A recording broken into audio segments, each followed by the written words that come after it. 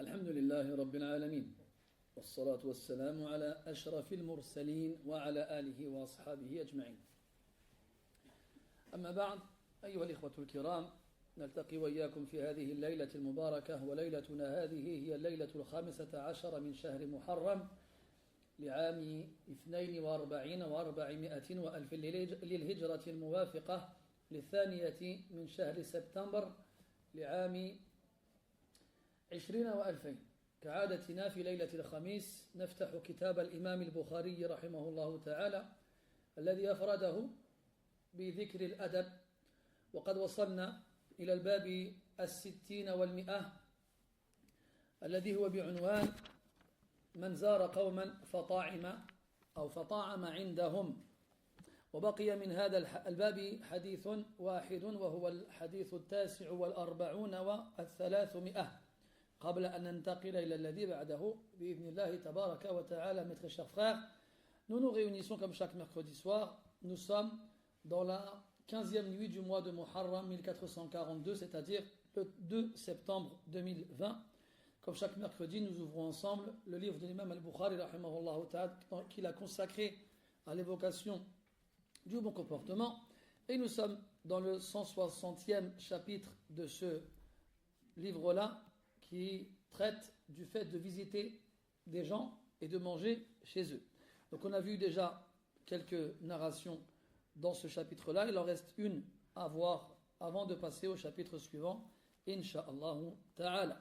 قال المصنف رحمه الله: حدثنا المكي قال حدثنا حنظلة عن سالم بن عبد الله أنه قال: سمعت عبد الله بن عمر رضي الله عنهما قال: وجد عمر حلة أو حلة استبرق. والاستبرق نوع من أنواع الحرير، وقيل هو ديباج خشن غليظ محشو بحرير، وأيا كان فهو نوع من الأقمشة الكريمة اللينة. فأتى بها النبي صلى الله عليه وسلم فقال: اشتري هذه والبسها عند الجمعة أو حين تقدم عليك الوفود. فحثه عمر رضي الله عنه، أو حث النبي صلى الله عليه وسلم أن يشتري هذا الاستبرق وأن يصنع به حلة، والحلة هو ما اجتمع فيه قطعتان، وأن يلبسها في المناسبات كصلاة الجمعة أو عند استقبال الوفود، عندما يبعث أو تبعث القبائل ببعوث إلى النبي صلى الله عليه وسلم لأغراض شتى. فقال عليه السلام أو فقال عليه الصلاة والسلام: إنما يلبسها من لا خلاق له في الآخرة. والخلاق بمعنى الحظ والنصيب، أي الذي يلبس هذا النوع من القماش في هذه الدار يحرم من لبسها في الأخرى. وكما علم بالضرورة من الدين أنه لا شيء يحرم على أهل الجنة، فهم من ذلك أن الذي يرتدي مثل هذه الألبسة لا يدخل الجنة، إنما يلبسها من لا خلاق له في الآخرة. وأتي رسول الله صلى الله عليه وسلم بحلل، أي جمع حلة، وقد سبق تعريفها، فأرسل إلى عمر بحلة، وإلى أسامة بن زيد بحلة، وإلى علي يعني بن أبي طالب بحلة رضي الله عنهم أجمعين. فقال عمر رضي الله عنه: يا رسول الله، أرسلت بها إلي، لقد سمعتك تقول فيها ما قلت، أي أنه لا يلبسها إلا من لا خلاق له في الآخرة. فقال النبي صلى الله عليه وسلم: تبيعها أو تقضي بها حاجتك، لأن لبس هذا النوع أو هذا النوع من القماش يقتصر تحريمه على الذكور دون الإناث، فأما الإناث فيجوز لهن أن يرتدين مثله مطلقا، وأما الرجال فيجوز لهم في بعض الأحيان وفي بعض الأحوال. فلذلك أرسل النبي صلى الله عليه وسلم إلى عمر بحلة ليصنع بها ما يجوز له أن يصنع فيه، فإما أن يبيعه، وإما أن يهديه إلى من يحق له لبسه، وإما أن يصنع فيها أشياء جائزة. وهذا الحديث قد مر معنا مرتين منذ بداية الكتاب مما يغنينا عن الإعادة من الكلام فيه والشاهد منه أو حين تقدم عليك الوفود أي حين تقدم الوفود عليك زائرة فتنزل عليك ومن المعلوم أن النبي صلى الله عليه وسلم كان يكرمهم بإطعامهم وباستقبالهم في أحسن هيئة وهذا يوافق ما سبق ذكره من الأحاديث المذكورة في الدرس الأخير. Dans ce hadith-là, le 349, nous avons Abdullah ibn Umar radiyallahu anhuma qui nous informe que son père Umar radiyallahu anhu a trouvé au marché une tunique, une parure. Donc on parle de parure ici, il ne faut pas comprendre un bijou, mais c'est un ensemble. La hulla, c'est un ensemble qui se compose de deux parties. Et la nature de cet ensemble-là était de l'istabraq, qu'on traduit en français par du brocart ou du satin. Donc il y a le sundos, il y a l'istabraq, le satin, le brocart. Ce sont des types de soie, différents types de soie qui sont qui sont meilleurs que la soie de base. Et lorsque Omar radiallahu anhu a vu cet ensemble de brocart à vendre au marché, il l'a pris et l'a ramené au prophète alayhi salatu wassalam. Et il lui a dit, achète cet ensemble-là et porte-le le jour du vendredi pour la prière, car c'est entre guillemets, le jour de fête hebdomadaire dans lequel il convient aux musulmans de porter ses plus beaux vêtements, ou lorsque se présenteront à toi les délégations. Donc les délégations, comme vous le savez, après que Allah ait donné la suprématie au prophète alayhi salatu wassalam et à sa religion, eh bien les tribus en Arabie envoyaient des délégations auprès du prophète sallallahu alayhi wa sallam pour proclamer leur conversion à l'islam et pour prêter allégeance. Plutôt que tout le monde ne se déplace et arrive à Médine, ils envoyaient des procurations, ou plutôt des procurateurs, je sais pas si on dit ça des procurateurs, ça se dit pas. Bon, des gens à qui on donne des procurations. Et donc le prophète sallallahu alayhi wa sallam, en accueillant ces gens-là, il convenait à ce qu'ils se présentent à eux de la meilleure façon en portant les meilleurs habits, comme on l'avait vu la dernière fois avec le hadith d'Abu al-Aliyah, rahimahullah ta'ala, qui avait reproché à un de ses invités d'être venu avec des vêtements en laine, et il lui a dit avant, إن كان المسلمون من قبل إذا تزاوروا تجاملوا. Quand ils se visitaient les uns les autres, ils se faisaient beaux les uns les autres. L'invité s'habillait bien pour aller chez son hôte et l'autre s'habillait bien pour recevoir son invité. Et donc forcément, lorsque le prophète recevait les délégations des Arabes, forcément il les honorait, et forcément en leur proposant quelque chose à manger ou à boire, et il les honorait aussi en portant les plus beaux vêtements. Et donc Omar radiallahu anhu, en sachant cela, a proposé au prophète d'acheter cette tunique de brocart pour qu'il soit dans la meilleure apparence possible lorsqu'il reçoit les délégations des Arabes. Le prophète lui a répondu alayhi salatu wassalam, ne porte ce genre de vêtements que ceux à qui aucune part ne sera attribuée dans l'au-delà. Donc il a dit ici la khalaqa wal khalaq dans le sens de part. Et celui à qui on n'accorde aucune part dans l'au-delà est celui qui en sera privé totalement. Et celui qui est privé d'une part dans l'au-delà n'aura comme destination que l'enfer, wal-iyadu billah. Donc ici, il fait référence aux gens qui en seront privés dans l'au-delà. Donc celui qui porte de la soie ici-bas en sera privé dans l'au-delà. Et il ne sera pas seulement privé de soie, mais il sera privé de tout ce qui sera offert aux gens du paradis. Et on sait qu'il est interdit pour les hommes de la communauté du prophète sallallahu alayhi wa sallam de porter de la soie, mais pas de façon absolue. Par exemple, on a un hadith qui autorise de porter une partie de soie dans son vêtement qui ne dépasse pas 3 doigts. Donc si on met une partie de tissu dans son vêtement qui n'est pas plus grande que 3 doigts, c'est permis.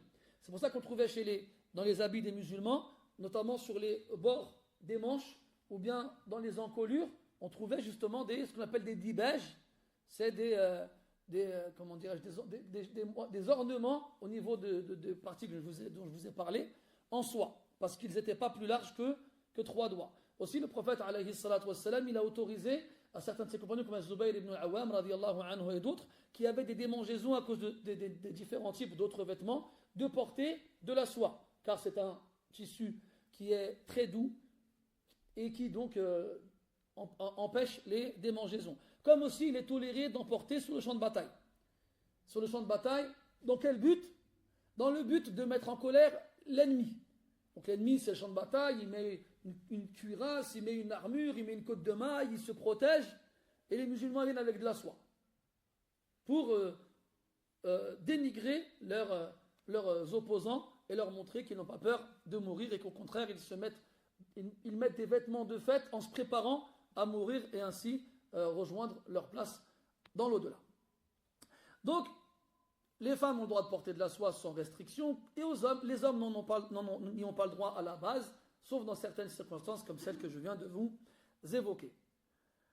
Après cela, on a apporté au prophète sallallahu alayhi wa sallam différentes parures, différentes tenues, différents comment j'ai dit tout à l'heure?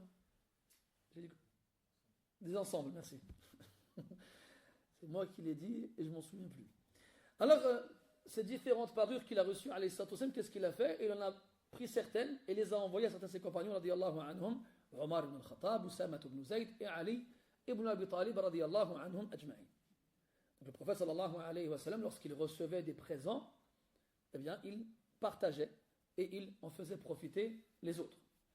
Alayhi as-salatu was-salam. Alors Omar qui reçoit cet ensemble en soi ne comprend pas. Et donc se rend chez le prophète alayhi salatu was-salam et lui dit: ô messager d'Allah, tu m'as envoyé un ensemble fait de soie alors que je t'ai entendu dire ce que tu en as dit précédemment. Là, le prophète lui répond, alayhi salatu wassalam, soit tu le vends, ou soit tu satisfais avec un de tes besoins. Donc, là, on déduit plusieurs choses, entre autres qu'il est permis de vendre de la soie à partir du moment où son port ou son utilisation n'est pas interdit de façon absolue. Et là, à ce moment-là, on va en faire une analogie pour les commerçants, par exemple. Quelqu'un qui vend un couteau. Le couteau, il sert à couper du pain, il sert à couper de la viande, il sert à couper X choses. Donc, il n'y a pas de mal à vendre des couteaux, vu qu'à la base, son utilisation est licite. Si par contre, on sait que l'acheteur va s'en servir dans des fins illicites, on ne lui vendra pas. On ne lui vendra pas. De la même façon, pour ceux qui veulent vendre des produits cosmétiques pour les femmes, du maquillage ou du parfum, la femme a le droit de se parfumer chez elle, avec les hommes de sa famille. Et elle n'a pas le droit de sortir avec du parfum de façon à ce que des hommes étrangers sentent ce parfum de leur personne. Comme elle a le droit de se maquiller pour son époux, ou chez elle avec les hommes de son entourage, mais elle ne va pas sortir maquillée. Donc si tu veux vendre du maquillage pour femmes, déjà je ne sais pas pourquoi, tout ce qui existe dans le monde du commerce, c'est tout ce que tu as trouvé. Bon, fermons cette parenthèse, on ne va pas s'étaler là-dessus. Et si tu vis dans un pays où, alhamdoulilah, il y a des musulmanes qui respectent ces règles-là, la haraj, vend, et il n'y a pas de problème. Tu sais que ces femmes-là vont se maquiller chez elles, se parfumer chez elles, il n'y a pas de problème. Maintenant, tu sais que dans un pays, les femmes vont s'en servir à l'extérieur, alors tu ne leur vendras pas. Tu ne leur vendras pas. Min bab, wa ta'awanu 'ala al-birri wa at-taqwa wa la ta'awanu 'ala al-ithmi wal-'udwan. Ça rentre dans le verset qui nous ordonne de nous entraider dans le bien et la piété, et nous interdit de nous entraider dans le mal et la transgression. Et dans le même sens, attribue les mêmes règles pour toute chose. Donc il se peut qu'une chose soit à la base licite, mais les gens auront tendance à l'utiliser de façon illicite. Alors tu ne leur vendras pas. Si par contre, tu sais que les gens l'utiliseront de façon licite, alors il n'y a pas de mal à le vendre. Puis après, c'était dans un pays, al-amran, où on a de tout. Des gens qui respectent les règles et des gens qui ne les respectent pas. Toi, tu ne sais pas, la personne qui va te l'acheter, est-ce qu'elle va le respecter ou non. Donc à ce moment-là, yuhkamu bi ghalabati dhann. Donc à ce moment-là, on prendra en compte ce qu'on appelle la présomption supérieure. Si on estime que la majorité des gens respectent les règles, alors on vendra. Et on ne va pas s'arrêter au cas par cas. On ne peut pas enquêter sur tout le monde, ce ne sera pas possible. Si par contre, yaghlibu ala dhann, donc on aura plus l'impression que la majorité l'utiliseront dans des fins illicites, alors à ce moment-là, on s'abstiendra de le vendre. Et donc d'ailleurs dans une version du hadith, Omar ibn al-Khattab radiyallahu anhu, lorsqu'il a prise du prophète sallallahu alayhi wa sallam, arsalaha ila ahadi ikhwanihi fi Makkata lam yakun aslama ba'du. Dans une version du hadith, on nous informe que Omar radiyallahu anhu, il a envoyé cette tunique, cet ensemble, à un de ses frères qui ne s'était pas encore converti, qui vivait toujours à la Mecque. Et il lui a envoyé, pour qu'il en tire profit, soit pour qu'il lui-même la vende, ou pour qu'il la donne à des femmes de sa famille, pas pour qu'il la porte lui-même. Et ce hadith-là, on l'a déjà vu 2 fois depuis le début du livre. Et l'auteur, rahmatullahi alayhi, s'il l'a répété à nouveau, c'est par rapport au passage où Omar souligne le fait que le prophète porte ce genre de vêtements pour accueillir les délégations qui viennent un peu partout en Arabie. Donc, comme ce seront des visiteurs, entre guillemets des invités, donc il va les honorer en les recevant, en portant les meilleurs vêtements et forcément en leur offrant quelque chose à manger ou à boire. قال رحمه الله تعالى في الباب 61 و100 باب فضل الزيارة. قال رحمه الله تعالى حدثنا سليمان بن حرب وموسى بن إسماعيل قال حدثنا حماد بن سلمة عن ثابت عن أبي رافع عن أبي هريرة رضي الله عنه عن النبي صلى الله عليه وسلم أنه قال زار رجل أخا له في قرية. وقد سبق معنا أن القرية هي المدينة الكبيرة لأنها مشتقة من قرى يقري بمعنى جمع، والقرية هي المدينة التي تجمع كثيرا من الناس. فأرصد الله له ملكا على مدرجته، فأرصد الله عز وجل أي أقعده ملكا في طريقه، المدرجة بمعنى الطريق، يرقبه. هذا الملك كان ينتظر مرور هذا الرجل يرقبه، أي ينظر ماذا سيصنع. فقال ذلك الملك، والظاهر أنه كان قد تمثل صورة رجل وبشر: أين تريد؟ أي إلى أي جهة تقصد الذهاب إليها؟ فقال الرجل: أخا لي في هذه القرية، يعني أريد زيارة أحد إخواني ممن يسكن تلك القرية.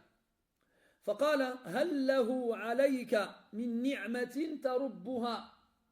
هل لهذا الأخ عليك نعمة؟ هل تفضل عليك في سابق الأيام بنعمة تريد أنت أن تحتفظ عليها بزيارتك له، وتريد أن تنمو تلك النعمة حيث زرته لتبين له أنك لن تنس فضله عليك؟ قال: لا. قال الزائر: لا، ليس غرض زيارتي له ما ذكرت، إني أحبه في الله. الغرض الوحيد الذي دفعني إلى زيارته أني أحببته في الله. وقد قال عليه الصلاة والسلام: من أوثق عرى الإسلام الحب في الله والبغض في الله. قال يعني الملك: فإني رسول الله إليك، إن الله أحبك كما أحببته. إن الله أحبك يعني أرسلني الله عز وجل إليك ليخبرك بمحبتك له حيث أحببت أحد عباده فيه سبحانه وتعالى، والجزاء من جنس العمل. فمن أحب أحد المسلمين لله عز وجل فهذا أولا واجب على كل مسلم، فالمحبة بين المسلمين واجبة على الجميع، هذا من حيث الأصل. ثم تزداد تلك المحبة بحسب حال هذا المسلم، فكلما عظم فكلما قوي صلاحه كانت المحبة فيه أعظم، والعكس بالعكس. لكن ما دام مسلما، ما دام الإيمان في قلبه، فلا يجوز لنا أن نبغضه بالكلية، فلا يبغض في الله بالكلية إلا الكفار. والقيام بالعمل الصالح له تأثير في المحبة وكذلك القيام بالعمل السيء فله تأثير في البغض فمن رأيته من المسلمين يعمل عملا صالحا اقتضى ذلك أن تزداد حبا له في الله وكذلك العكس وفي الحديث المتفق عليه عن أبي هريرة رضي الله عنه في السبعة الذين يظلهم الله في ظله يوم لا ظل إلا ظله قال رجلان تحابا في الله اجتمعا عليه وتفرقا عليه فالحب في الله ثقيل في الميزان وإذا زرت أخاك لا لشيء سوى محبتك له في الله أثمر ذلك أن يحبك الله عز وجل وإذا أحبك الله عز وجل كما جاء به الحديث نادى جبريل عليه السلام فأخبره أنه يحبك وأمره أن يحبك فينزل جبريل إلى أهل السماء فيخبرهم أن الله عز وجل يحبك وأنه يحبك ويأمرهم أن يحبوك فتنتشر الملائكة في الأرض ويوضع لهذا المحبوب القبول في الأرض يوضع له القبول في الأرض فيا له من جزاء عظيم أن يحبك الله عز وجل وفي الحديث الآخر قال الله عز وجل وإذا أحببته كنت سمعه الذي يسمع به وبصره الذي يبصر به ويده التي يبطش بها ورجله التي يمشي بها ولئن سألني لأعطينه ولئن استعاذ بي لأعيذنه فيا له من فضل عظيم. On passe au chapitre suivant, le 161e chapitre, qui a comme titre Fadlu az-ziyara, le mérite qui existe dans la visite, le fait de se visiter les uns les autres. Dans ce hadith-là, Abu Huraira radiyallahu anhu nous informe que le prophète alayhi salatu wassalam a dit un homme a visité un frère à lui dans une cité, une qarya. Quand on dit qarya, on dit cité, c'est pour faire référence à la taille de cette cité. C'est quelque chose d'assez grand. Généralement, quand on parle de qarya, on parle de grande ville. Parce que le mot qarya est tiré du verbe qara qui veut dire regrouper, réunir. Et beaucoup de monde. Et Allah tabaraka wa ta'ala avait envoyé sur son chemin un ange qui guettait son arrivée, qui guettait l'arrivée de cet homme-là. Cet ange-là était sous forme humaine. On a déjà vu ensemble que les anges ont parmi leurs particularités la capacité de prendre une forme humaine comme Allah Ta'ala le mentionne dans Suratu Maryam lorsqu'il dit subhanahu wa ta'ala fatamassala laha basharan sawiya. Donc il s'est présenté à elle, il s'est montré à elle sous la forme d'un homme parfaitement composé. Donc les anges prennent la forme humaine et dans de nombreux hadiths les sahaba radiyallahu anhum témoignent d'avoir vu donc des hommes puis par la suite ils ont appris que c'était des anges comme dans le hadith de Jibril alayhi salam, le hadith de Omar ibn al-Khattab radiyallahu anhu quand Jibril vient voir le prophète sous forme humaine devant tous les compagnons radiyallahu anhum ou encore dans le Bukhari d'après Sa'd ibn Abi Waqqas radiyallahu anhu pendant la bataille de Badr. Tu as vu à la droite du prophète et à sa gauche deux hommes habillés de blanc qu'il n'avait jamais vu avant ça et jamais vu après. Et d'autres hadiths qui vont dans ce sens-là. Donc, les anges peuvent se présenter aux êtres humains sous forme humaine. Bon, la différence entre nous et eux, est-ce que c'est toujours possible pour nous? Oui. Il n'y a aucun texte qui dit que c'est propre à l'époque du prophète alayhi salatu wassalam. Sauf que nous, on n'a aucun moyen de le savoir. Ça se trouve, il y en a un parmi vous là. Mais on ne va pas le savoir. Parce que s'il vient vous dire, en fait, je suis un ange, on va dire, il y a un hôpital psychiatrique pas très loin d'ici, là. Voilà. À l'époque du prophète, ils avaient le prophète qui leur disait, Bil wahi, c'était un ange, ce n'était pas un. Donc, quand bien même on pourrait soupçonner qu'un ange est parmi nous, d'ailleurs, j'ai des doutes sur certains d'entre vous, on ne pourra jamais en être sûr. Parce que vous êtes tous des anges, masha'Allah. Comme quand les femmes, elles ont dit de Youssouf, alayhi salam, hada basharan in hada illa malakun karim. Hein? Dans ce sens-là, on va peut-être croire, je sais pas quoi. Et donc, là, jusqu'à présent, sur son chemin, il y a un homme qui est là, en train d'attendre, en train de l'observer, venir, de le voir, de le regarder, de l'observer, de le surveiller. Il n'y a rien entre eux, ils ne se connaissent pas, et donc l'ange sous forme humaine, au moment où l'homme passe, lui dit Aïna turid, où est-ce que tu vas ainsi? Pourquoi est-ce que tu pars et où est-ce que tu vas? Alors l'homme lui répond Akhalli fi hadihi al-qarya. Je vais visiter Akhalli. On ne commence pas une phrase par un nom mansoub. Là, si on fait un i'rab de la phrase, si on fait une analyse grammaticale de la phrase, il répond Akhalli fi hadihi al-qarya. Donc là, il y a un ishkal parce que ça commence par un nasb, par un nom qui est mansoub, alors qu'il n'y a pas de nasib, zahiran, en apparence. Donc forcément, il est muqaddar, il est sous-entendu. Et comment est-ce qu'on va le comprendre? Bisiyaq, yani uridu, parce qu'il a dit la phrase juste avant, aïna turid. En français, ce n'est pas de mots qui vont ensemble. Où tu veux, ça peut se dire si, mais pas dans ce sens-là. Pas où tu veux quand tu veux, là c'est où est-ce que tu veux, ce serait plus dans ce sens-là. Et lui il répond Akhalli, yani uridu, je veux un frère à moi dans cette cité. Je veux voir dans ce sens, je veux voir, je veux visiter un frère à moi dans cette cité. Et chez le farq, bayna akhalli wa akhi. Comment on peut distinguer? Lui il dit akhalli, un frère à moi. Et il n'a pas dit mon frère, pour qu'on fasse la distinction entre al-ukhuwatu ad-damawiyya ou al-ukhuwa ad-diniyya. Pour qu'on fasse la distinction entre la fraternité sanguine et la fraternité religieuse. Pour que l'homme en question qui lui pose, qui l'interroge, comprenne que le frère qu'il va voir dans cette cité, ce n'est pas son frère de sang. Parce que c'est normal, jusqu'à présent, pourvu que ça dure, d'aller voir ses frères de sang. Ça, c'est pas quelque chose qui va étonner les gens. Si je t'arrête dans la rue, je te dis tu vas où? Si je vais voir mon frère, c'est normal. On est censé rester ensemble et se visiter les uns les autres entre frères de la même famille.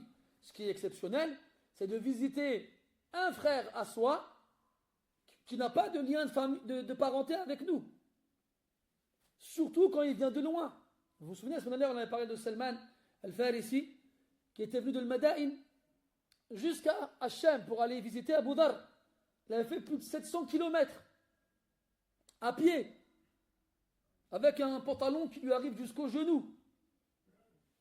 C'est quand même exceptionnel. Toi, tu as une voiture et tu ne fais pas 30 km. Et encore 30 km, 10 km. Al-Muhim. Alors, l'homme répond, je vais visiter un frère à moi dans cette cité. Alors l'ange lui répond, toujours sous forme humaine, donc jusqu'à présent le visiteur ne sait pas à qui il a affaire.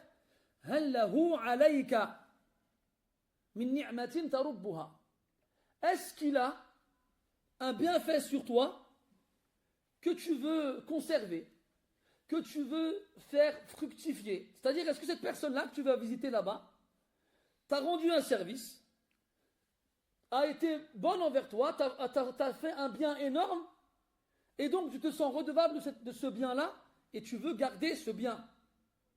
C'est pour ça qu'il le visite.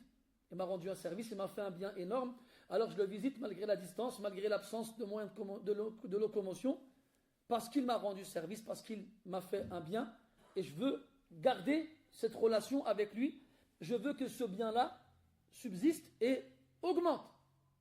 C'est-à-dire que toi, mathalan, quelqu'un il te rend un service énorme. Énorme, je sais pas moi. Bon, bref, il ne faut pas ces détails, je n'ai pas d'exemple, je manque d'inspiration là. Il te rend un service énorme. Et toi, tu n'as pas de quoi lui rendre l'appareil.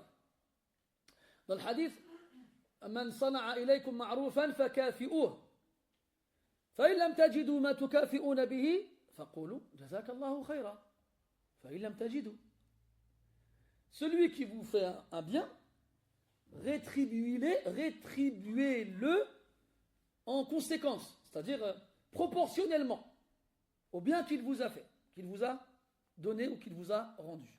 Si vous ne trouvez pas de quoi lui rendre l'appareil, faute de moyens, alors dites-lui Jazakallahu khair. Nous, c'est dès le départ Jazakallahu khair. Avec un gros lahm. Jazakallahu khair. Non, khaira. Mansoub. Il y en a qui disent quoi Jazakallah. Mais il n'arrive pas à arriver au bout. Allah yajazik. Non, mais bayin naw' al-jaza. لأن الجزاء قد يكون خيرا وقد يكون شرا. Des gens qui te disent Allah yajazik et puis s'arrête. Non, t'arrêtes pas. Parce que il faut mettre en évidence la nature de la rétribution. Parce qu'elle peut être bonne comme elle peut être mauvaise.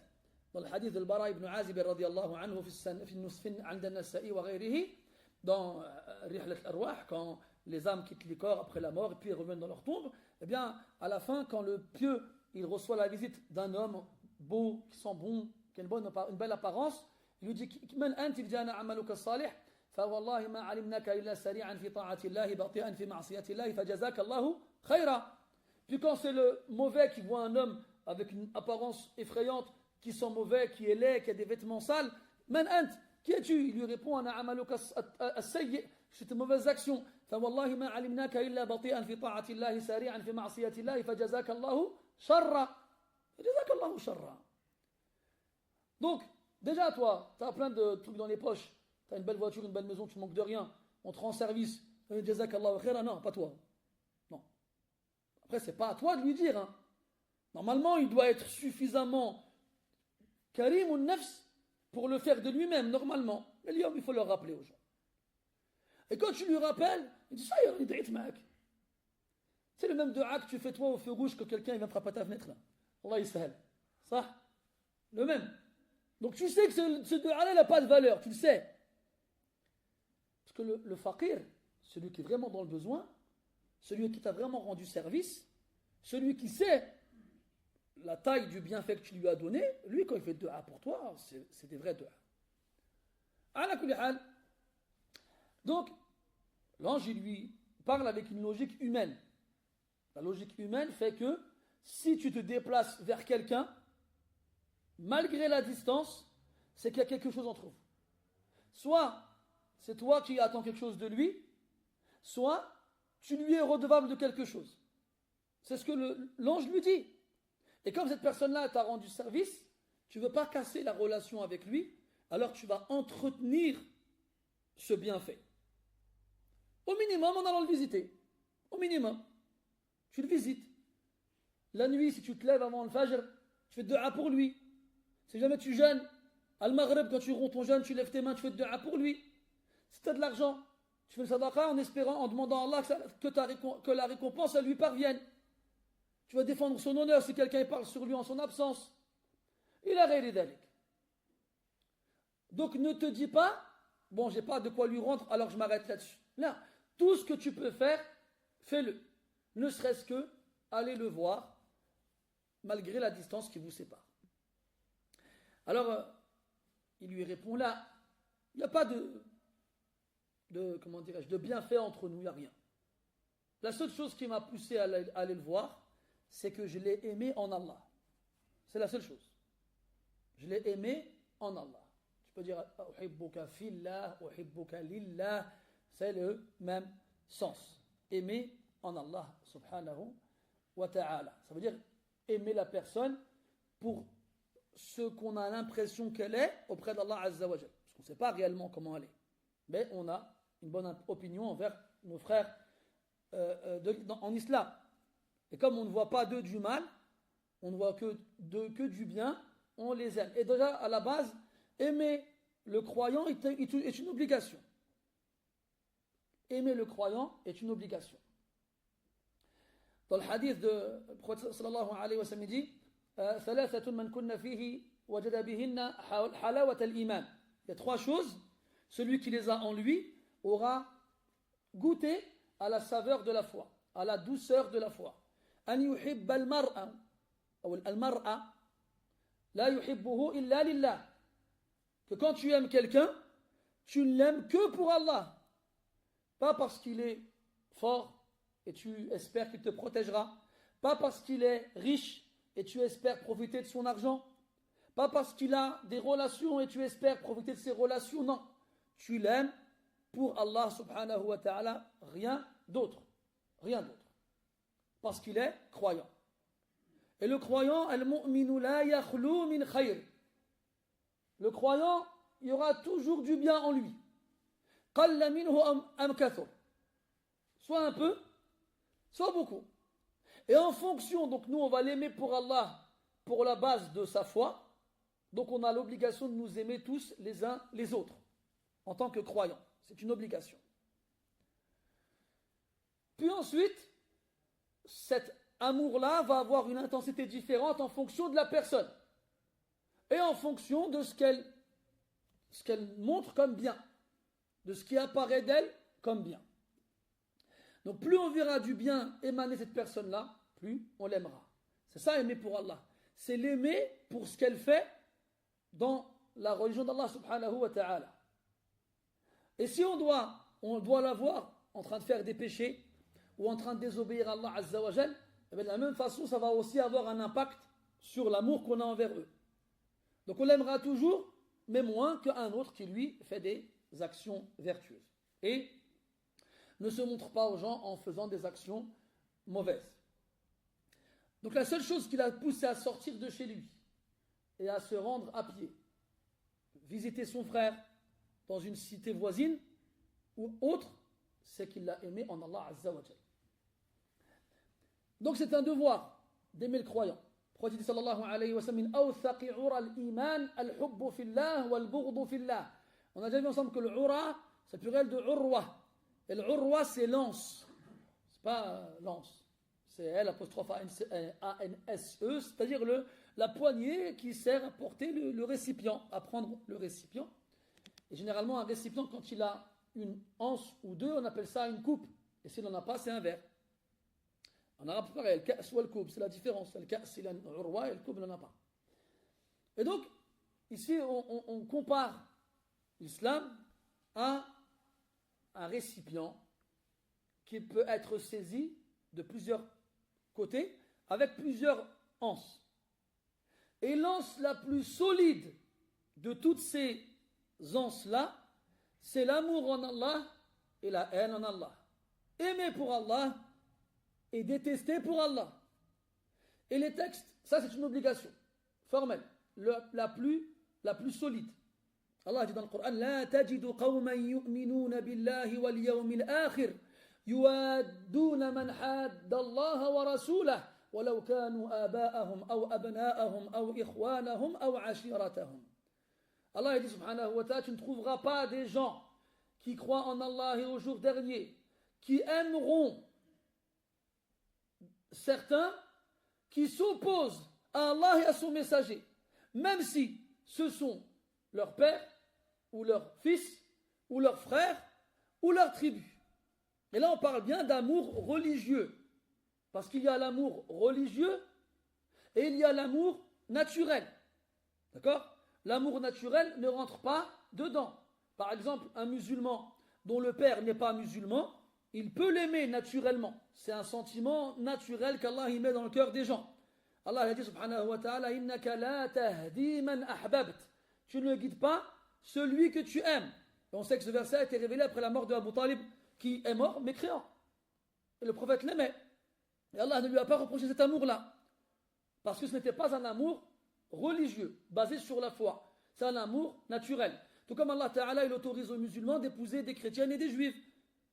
وَالْمُحْصَنَاتُ مِنَ الْمُؤْمِنَاتِ وَالْمُحْصَنَاتُ مِنَ الَّذِينَ أُوتُوا الْكِتَابَ مِنْ قَبْلِكُمْ الْآيَةِ. Et comment épouser une femme et vivre avec elle sans l'aimer? Donc, ainsi on comprend les textes qui traitent de l'amour en Allah et de la haine en Allah, et les textes qui traitent, eux, de l'amour naturel. De l'amour naturel. Et là, malheureusement, on a beaucoup de gens, notamment des gens qui se sont convertis à l'islam, c'est pas leur faute en vrai, c'est plutôt ceux qui leur ont inculqué ces principes-là sans faire la distinction, puis se sont retrouvés à détester tous ceux qui ne sont pas musulmans, même si ce sont des membres de leur famille, et ils arrivent chez eux, et ils ne parlent plus avec son père, et ils ne parlent plus avec sa mère, ni avec ses frères, ni avec ses sœurs, ainsi de suite, et puis ils leur tournent le dos, alors que ce n'est pas du tout ce que le prophète a fait, alayhi salatu wassalam. lorsqu'il a reçu la révélation, et qu'Allah lui a dit وَأَنذِرْ عَشِيرَتَكَ الْأَقْرَبِينَ, il a réuni sa famille et il les a tous avertis. Et son oncle le plus proche, il le visitait tous les jours en l'appelant sans cesse et en l'incitant à se convertir à l'islam. Donc il faut bien comprendre les choses. Et il n'y a pas d'incohérence entre les versets du Coran ni entre les paroles du prophète alayhi salatu wassalam. Et si en apparence on a l'impression qu'il y en a, c'est dû à notre manque de connaissances et à notre mauvaise compréhension. Combien ont critiqué des paroles justes et le seul problème venait de la mauvaise compréhension. C'était ça le seul problème. Donc, il faut faire attention. Surtout dans les débuts. Toi, tu arrives, tu as la fougue du début, tu as la foi du début, tu arrives, tout ce qu'on te dit, tu l'appliques. À 100%. Et c'est bien. Laquelle, il faut faire attention à ce qu'on te dit. On vit une époque où malheureusement l'ignorance s'est répandue, où Ar-Ruwaybida sont partout. L'ultra-crépidianisme, c'était quoi, c'était ça? C'est un nom qui fait référence à des gens qui donnent leur avis sur des choses qu'ils ne maîtrisent pas. Imagine si ça existe en français. L'ultra-crépidarianisme. Non, je crois que je me suis trompé quelque part. Ça s'est oublié? Bon, vous irez voir dans Wikipédia. Donc ça, on est champion du monde dans ça. On donne notre avis dans tout. Même ce qu'on ne comprend pas, ce qu'on ne connaît pas, on dit oui, on dit non. C'est haram ça. Ah ouais? D'accord. Et le petit jeune qui vient à la mosquée qui ne connaît pas, eh bien il écoute. Et s'il tombe sur les mauvaises personnes, il va faire des catastrophes. Et je n'ai pas besoin de vous donner des exemples à ce sujet-là. Donc, on aime en Allah le croyant. Et si ce croyant-là fait des péchés, on détestera son accomplissement du péché. Pas lui. Lui, on l'aimera toujours. Même si cet amour ne sera pas aussi fort que l'amour qu'on aura envers quelqu'un qu'on estime comme étant vertueux et pieux. Parce que lui, on l'aime encore plus pour les actions vertueuses qu'il accomplit. Et bien entendu, l'amour en Allah Ta'ala a une récompense énorme qui sont cités dans les hadiths, notamment ici-bas, celui qu'Allah il aime. Non, ça c'est pas du hadith. Dans le hadith d'Abi Hurayrah, dans l'au-delà, ceux qui se sont aimés en Allah et qui se sont réunis pour lui et séparés pour lui. Comment est-ce qu'on peut se séparer pour Allah Azza wa Jal? Il y a plusieurs façons de le faire. La première chose, c'est la mort, tout simplement. On a été frères toute notre vie, on s'est aimé en Allah Azza wa Jal, puis la mort est venue et elle nous a séparés. Et on s'est aimé jusqu'au dernier moment. Ou encore, parmi les moyens de se séparer, lorsque la raison qui justifie la séparation, elle est légitime dans notre religion, comme quelqu'un qui va faire la hijra, qui va quitter le pays où tu te trouves pour aller ailleurs, ou quelqu'un qui va aller faire le hajj, ou quelqu'un qui va devoir partir à la kulli hal. Eh bien, c'est la raison qui nous a séparés, c'est une raison qu'Allah Ta'ala agrée. Eh bien, ces hommes-là qui se sont aimés en Allah, et réunis en Allah et quittés en Allah, eh bien, leur récompense, c'est d'être sur des trônes de lumière, sous l'ombre du trône d'Allah Azza wa Jal, le jour où il n'y aura pas d'autre ombre que la sienne.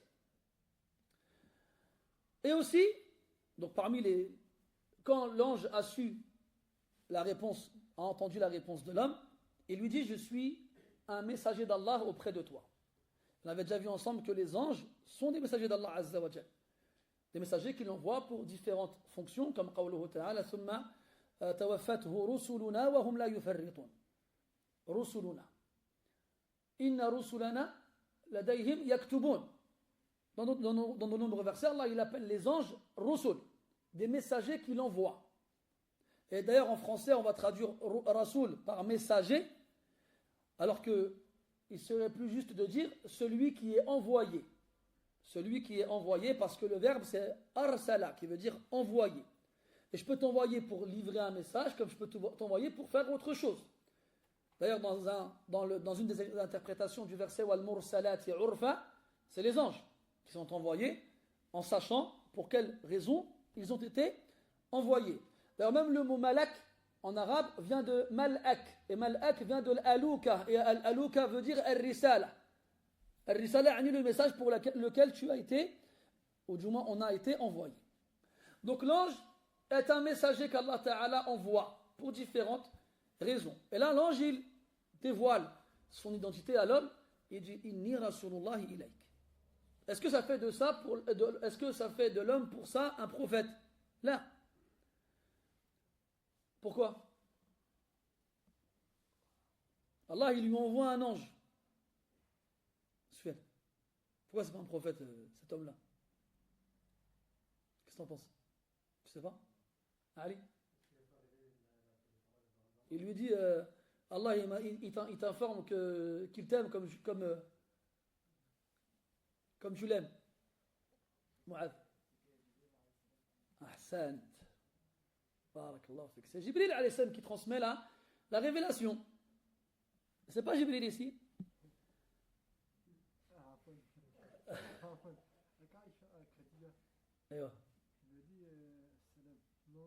Non, mais il lui a ça. Bon, la question, elle est légitime. L'akhi dit Khadija et Aïcha aussi. Allah, il leur a envoyé Jibril pour leur passer le salam. Mais directement, là, par le biais du prophète, alayhi salatu wassalam. Ah là, c'est bien. La munaqasha, c'est bien. La munaqasha, justement, débattre dans les règles de l'art. Pas n'importe comment, pas dans les règles du l'art. Elle est bien celle-là. Écrivez là. Dans les règles de l'art, c'est le but de comprendre. Et justement, celui qui sait défendre l'argument, eh bien l'autre en face, il le retiendra plus et il s'en souviendra. Alors que débattre comme ça, sans raison valable, juste pour parler, هذا بغيض ومكروه. إن الذين يجادلون في آيات الله بغير سلطان أتاهم إن في صدورهم إلا كبر ما هم ببالغه فاستعذ بالله إنه هو السميع البصير. Dans de nombreux versets, Allah Ta'ala, il critique fortement ceux qui débattent dans les signes, les versets d'Allah Azza wa Jal, بغير سلطان أتاهم. بغير سلطان. Et le sultan, dans le Coran, soit c'est le quwa, la force, soit c'est al-hujja, un argument. كقوله تعالى إن هي إلا أسماء سميتموها أنتم وآباؤكم ما أنزل الله بها من سلطان أي من حجة. Dans le sens de القوة فانفذوا لا تنفذون إلا بسلطان أي بقوة. Donc un sultan dans le Coran, à la base, soit ça vise la force, soit ça vise un argument fort qui يفحم الآخر يعني المجادل, qui va couper court à l'autre en face de toi qui veut débattre avec toi. Donc quand tu viens débattre avec quelqu'un, bighairi sultan, attaque, sans que tu n'aies d'argument qui te soit donné, alors sache que c'est très mal vu dans le Coran. Wa ala lisani an-nabi sallallahu alayhi wa sallam ayda. Ala kulli hal. Donc il dit, je suis un messager d'Allah Ta'ala auprès de toi, vers toi. Inna Allah ahabbaka kama ahbabtahu. En gros, pour t'informer qu'Allah Ta'ala t'a aimé comme tu l'as aimé. Comme tu l'as aimé. Et quand Allah Ta'ala il t'aime, donc là déjà on a une qaïda qui est ma'roufa, c'est al-jaza'u min jinsil amal, c'est-à-dire que la rétribution sera de même nature que l'action. Tu as aimé un des serviteurs d'Allah pour Allah Azza wa Jal, pour rien d'autre, alors Allah Ta'ala en échange t'aimera. Et là bien entendu, la wajha lil muqaranati bayna al-madfu' wa al-mahsoul. Il n'y a absolument aucune comparaison possible entre ce que toi tu as donné et ce que toi tu as reçu. Toi tu as aimé quelqu'un en Allah et tu as reçu en échange l'amour d'Allah subhanahu wa ta'ala. Dans le hadith al-Qudsi, le prophète sallallahu alayhi wa sallam il rapporte qu'Allah ta'ala a dit quand tu fais des actions qu'Allah il aime, eh bien il finit par t'aimer. Et lorsqu'il t'aime, donc il devient ton ouïe avec laquelle tu entends, et ta vue avec laquelle tu vois, et ta main avec laquelle tu saisis, et ton pied avec lequel tu marches. Et bien entendu, il ne faut pas le prendre au premier degré, au sens propre. C'est-à-dire qu'Allah tabaraka wa ta'ala va te favoriser de voir les choses qu'il aime et qu'il agrée, et d'entendre les choses qu'il aime et qu'il agrée, et de saisir avec ta main les choses qu'il aime et qu'il agrée, et de te rendre avec tes pieds vers les endroits qu'il aime et qu'il agrée. Et donc là, on va me dire, ouais, mais vous faites de l'interprétation. On dira que l'interprétation n'est pas interdite absolument, lorsque les règles sont respectées. Et en l'occurrence, que ça corresponde à la langue arabe, pardon, et que ça n'est pas un moyen de réfuter les noms et attributs d'Allah subhanahu wa ta'ala. Taïb. Donc Allah ta'ala va te favoriser de voir et d'entendre et de toucher et de aller vers tout ce qu'Allah il aime et il agrée. Et dans notre hadith, le prophète nous informe sallallahu alayhi wa sallam que quand Allah ta'ala il aime quelqu'un, il convoque Jibril alayhi salam et il l'informe qu'il aime un tel. Alors il lui ordonne de l'aimer. J'aime un tel, alors aime-le. Et là, instantanément, Jibril il l'aime. Puis ensuite, Jibril alayhi salam il descend dans le royaume céleste, dans les cieux, et il s'adresse à tous les occupants, les habitants des cieux, c'est-à-dire les anges. Et il les informe qu'Allah ta'ala aime un tel, et que lui aussi l'aime. Et il leur ordonne de l'aimer eux aussi. Et là, instantanément, sur le champ, ils l'aiment à leur tour. Puis ensuite, ces anges descendent sur terre et se dispersent, et en même temps répandent l'acceptation de cet aimé sur terre, de façon à ce qu'il soit accepté de tous et aimé de tous. Et quand on dit de tous, bien sûr, des âmes pieuses et pures. Parce que généralement, les âmes impies et impures n'aiment pas les âmes pieuses et pures. Le prophète dit sallallahu alayhi wa sallam, al-arwahu junudun mujannadah, fama ta'arafa minha atalaf, fama tanakara minha ikhtalaf. Les âmes sont des troupes, des armées en troupes, celles qui se reconnaissent parmi elles s'unissent, et celles qui ne se reconnaissent pas se tournent le dos, se séparent. Donc la récompense, elle est énorme quand tu aimes quelqu'un en Allah Azza wa Jal. Lakin, tilka al-mahabbatu tastalzimu al-amal. Quand tu dis aimer ton frère, c'est pas seulement des paroles en l'air, comme nous on aime bien faire, tu vois. Akhi yuhibbuka fillah. C'est ça, oui. Non, aimer en Allah, ça implique des actes. Et on le sait, on n'est pas rétribué pour nos prétentions. On est rétribué pour nos actions. Les mots, c'est des mots. On peut dire ce qu'on veut. Je peux vous dire, je suis un roi, je suis le plus beau, le plus fort, le plus intelligent, le plus grand, le plus rapide. C'est que des mots. Je suis loin d'être tout ça dans la réalité. La réalité, c'est autre chose. Qu'est-ce que je suis réellement et qu'est-ce que je fais réellement? Donc celui qui aime son frère en Allah, il le prouve par des actes, comme cet homme-là. La seule chose qui l'a poussé à sortir de chez lui, à s'habiller et à traverser une certaine distance pour aller voir son frère, c'est qu'il l'a aimé en Allah Azza wa Jalla. Et là, on a droit de se poser la question, chacun se pose cette question à lui-même. Pose-la pas à ton frère. Il y a des gens, quand tu fais ce genre de remarques, ils disent, oh, ce là là-bas, il m'aime pas pour de vrai, en vrai. Là, ne regarde pas les autres. Toi, n'attends rien de la part des autres. C'est toi.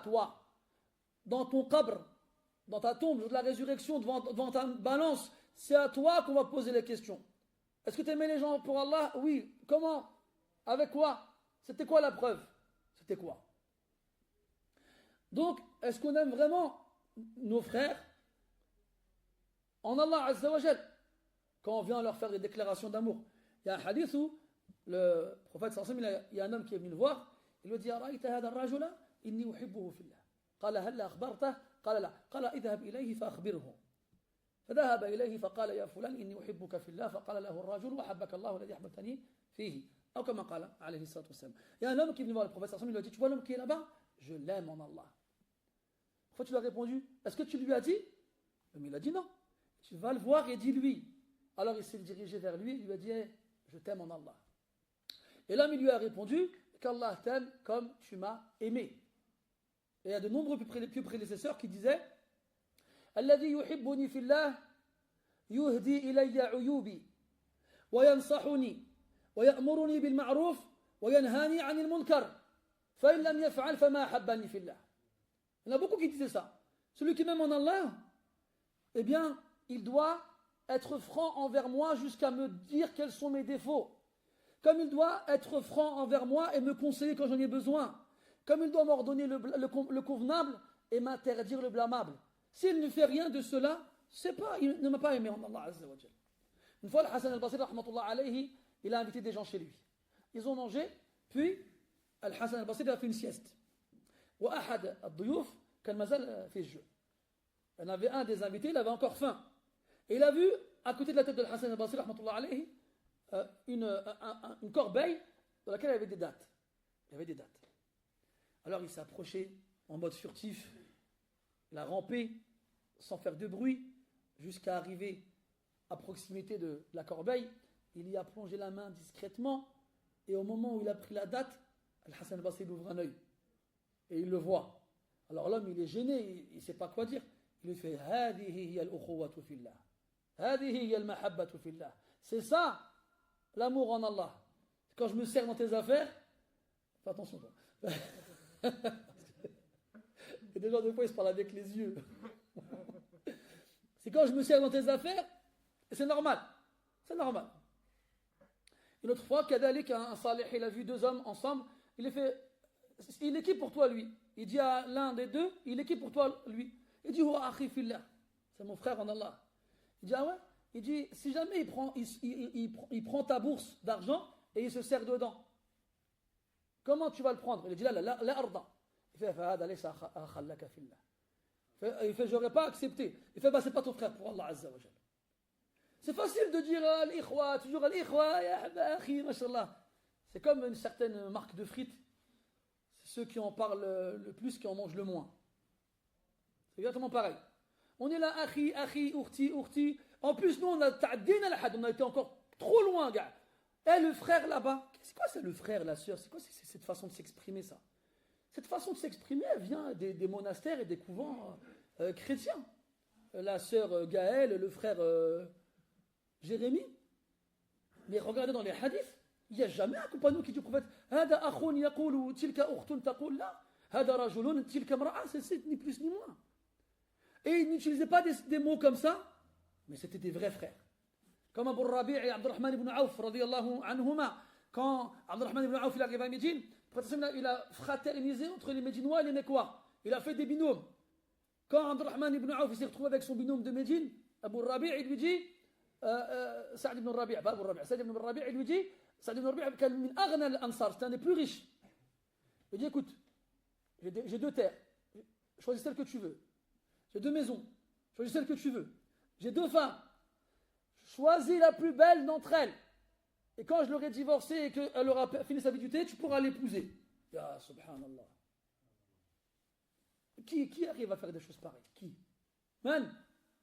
Personne. Ces hommes-là, wallah, ils ont compris le sens de l'hubbu fillahi wal bughdu fillah. Toi aujourd'hui, tu as honte de dire à quelqu'un uhibbuka fillah, pas par rapport à lui. Tu as une bonne opinion de lui, c'est un musulman, c'est une musulmane, tu vois du bien en lui, tu l'aimes en Allah réellement. Mais tu as peur de lui dire uhibbuka fillah et de ne pas être à la hauteur de cette parole-là. Akhi uhibbuka fillah, tu n'as pas 10 euros? Non. Ah bah je t'en là, uhibbuka fillah. Ou là l'axe, uhibbuka fillah. Et lui dit, ah ouais, t'as pas 10 euros? Non, garde ton uhibbuka fillah. Vous savez, à une époque, tu étais sur le périph', tu venais de crever, t'as pas de roue de secours, il est 3h du matin, comment je vais faire? Si jamais tu appelles l'assurance, ils vont te facturer la dépanneuse. Alors tu regardes dans ton répertoire, tu n'as que des abou de nerfs, abou de souffle. Et je dis, je vais appeler lequel? J'ai que des frères là-dedans, masha'Allah. Alors le premier téléphone il est éteint, il t'annonce la couleur directe. Le deuxième, ça sonne, puis messagerie. Le troisième, il répond. Mais il est énervé, tu l'as réveillé. Tu sais quelle heure il est, là? Akhi, smahli, mais t'as vu, il n'y a pas de smahli. Et alors qu'il te raccroche au nez. Qu'est-ce que tu fais? T'effaces son numéro direct, lui, répertoire. Et ce même frère, la veille, il a dit uhibbuka fillah. T'imagines, toi, avant, les gens, ils n'avaient rien, ils prenaient leur dos, avec leur corps, ils venaient s'ils pouvaient te porter sur son dos, voilà, ils te portaient sur son dos. Et c'est là que tu vois que tu mérites l'amour d'Allah quand tu fais ces choses-là. Mais on est là, on se le dit tous les jours et qu'il n'y a rien ni personne. Là. Combien de... Après, bon, il y a des causes à ça. Mais des gens qui, dans les mosquées, ils se lèvent, ils disent, voilà, j'ai pas d'argent pour payer ma facture, ou bien je veux rentrer dans mon pays, j'ai pas d'argent pour payer le billet, ou bien, oui c'est vrai, vous allez me dire, ouais mais il y a tellement eu comment on dit déjà, de fraude ou bien de tromperie qu'on fait plus confiance. Ouais mais toi, tu donnes pas pour lui, tu donnes pour Allah Azza wa Jal. C'est ça que nous, on garde pas en tête. Et puis on peut vérifier. Il y a des mosquées, qu'est-ce qu'elles font? Elles demandent aux gens des papiers qui prouvent pardon, que ce qu'on prétend est réel. À ce moment-là, quand c'est certifié, aide. Mais même quand c'est certifié, les gens, ils n'aident pas. Et là, on voit l'état de la Ummah. Plus on est nombreux, et moins ces choses-là, elles ont de la valeur dans nos relations. Et aussi, on s'aime en Allah quand tout va bien. Tout va bien. Masha'Allah, on se voit à la mosquée tous les jours. On suit les doros, mashallah, une bonne ambiance. Après, à la fin, après le dars, on va manger ensemble un sandwich ou deux, voire même trois. Et tout se passe bien. Oh, les frères, je les aime en Allah, mashallah. Mais le jour où, par contre, il y a un problème, il n'y a plus personne. Ça y est, les frères et les sœurs, il n'y a plus de frères, il n'y a plus de sœurs.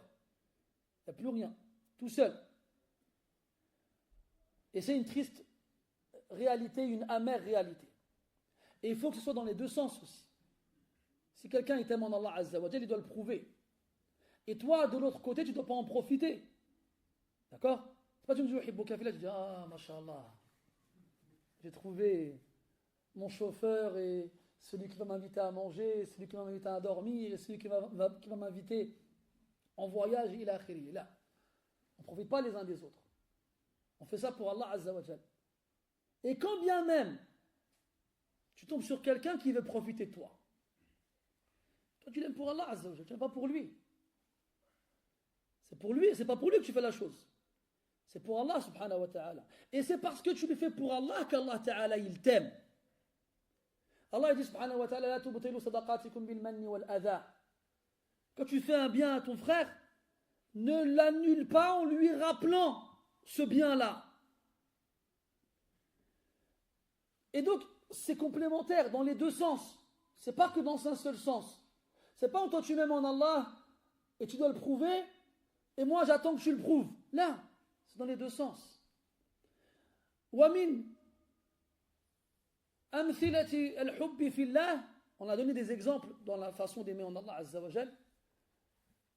An tatahammala akhta'a akhik, que tu supportes les erreurs de ton frère. Et dis-toi que plus tu les supportes, plus Allah Ta'ala yarfa'u qadraka wa darajatika indah. Plus Allah Ta'ala il t'élève auprès de lui. Toi tu es un humain, tu as des hudud. Au bout d'un moment tu vas dire c'est pas possible. Mais alors tu vas craquer au bout d'un moment et Shaitan va rentrer par cette porte-là et tu vas dire j'arrête. Mais en arrêtant de faire ça, de supporter le mal de ton frère, eh bien tu te fermes une porte à la récompense qu'Allah tabaraka wa ta'ala te promet. T'imagines toi? Un ange, Allah il t'envoie un ange pour t'informer qu'il t'a aimé en Allah. Nous ça on n'a pas aujourd'hui. Enfin si on l'a, Allah alim, je sais pas. ما أدري. أنا لا أجزم ولا أقطع ولا أقول بشيء. لكن c'est pas impossible. C'est pas impossible. Une karamat al-awliya, نحن نؤمن بكرامات الأولياء. Nous on croit que les alliés d'Allah Ta'ala, ceux qui ont atteint un degré très élevé de foi, eh bien, ils ont droit à des prodiges. À des prodiges. Ala kulli hal, donc c'est pas impossible. Imagine-toi un jour, tu rentres du travail, ou tu rentres chez toi, ou là tu es dehors. Et quelqu'un fait, tu es où là? Après tu lui dis, je vais voir un frère à moi. Ah. Tu dois quelque chose, tu lui dois quelque chose? Non, non, c'est juste parce que je l'ai aimé en Allah. Ah. Eh bien, je suis un messager d'Allah auprès de toi et il t'informe qu'il t'aime comme tu l'aimes. Tu te salues toi là? Je ne vais pas y croire. Et pourquoi je ne vais pas y croire? Si ment, si c'est un menteur, son mensonge il sera contre lui. Et même si c'est un menteur dans le sens où ce n'est pas un ange, ce qu'il dit c'est vrai, on a une preuve dans le hadith, c'est une réalité. Si vraiment tu as été voir cet homme-là pour Allah Azza wa Jal, eh bien Allah il t'aime. Donc cet amour-là, il doit être prouvé. Inna li kulli shay'in dalilan ala haqiqatihi. Fama dalilu haqiqati mahabbatina li ikhwanina. Toute chose a une preuve qui indique sa réalité. Quelle est la preuve de la réalité de notre amour les uns envers les autres? فنسأل الله تبارك وتعالى أن يجعلنا متحابين في جلاله. Qu'Allah y fasse qu'on s'aime les uns les autres pour lui. D'ailleurs, ceux qui s'aiment en Allah Azza wa Jal, Allah Ta'ala, il leur prépare le jour de la résurrection manabira min nur, wa manabira min fidda, wa manabira min dhahab, wa manabira min zabarjad, yaghbituhum al-anbiya wa ash-shuhada. Hadith azim. Quand, le jour de la résurrection, on verra des trônes en or, en émeraude, en saphir, en argent, en lumière, que même les prophètes et les martyrs environt. Les sahaba disent, c'est qui ces gens-là? Ils disent, ce sont ceux qui se sont aimés en Allah Azza wa Jal. اللهم اجعلنا منهم اللهم لا تجعل الشيطان يحول بيننا وبين محبتنا فيك يا رب العالمين سبحانك اللهم وبحمدك أشهد أن لا إله إلا أنت نستغفرك ونتوب إليك وصلى الله على نبينا محمد وعلى آله وأصحابه أجمعين والحمد لله رب العالمين وبارك الله فيكم